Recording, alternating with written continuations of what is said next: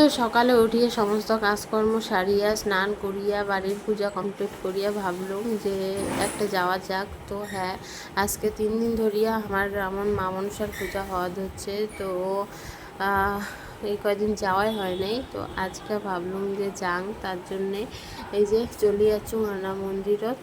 তো এলা মন্দিরের ঘন্টা বাজান আর মা মনসার দর্শন করিবার জন্য আসলুম। আজকে যেহেতু মা মনসা চলে যাবে, মানে এক জায়গা থেকে মা কানে ভিড় আরও 3 দিন পরে ওই জায়গায় মাকে রাখি এসে, তো আজকে নিয়ে যাবে। তার জন্যে ভাবলুম যে কোন সময় এলা নিয়ে যায় না যায়, পরে হয়তো ব্যস্ত থাকি বাংলালে হয়তো কোনো কারণত কিনা মার দর্শনে নিয়ে না পালুম, তো মনত একটা আশা থাকি যাবে। তো তার জন্যে এই যে স্নান করিয়ে চলে যাচ্ছুম। তো ওই যে মায়ের দর্শন করা হয়ে গেল, মা প্রণাম করি নিলুম, মনের আশা জানালুম।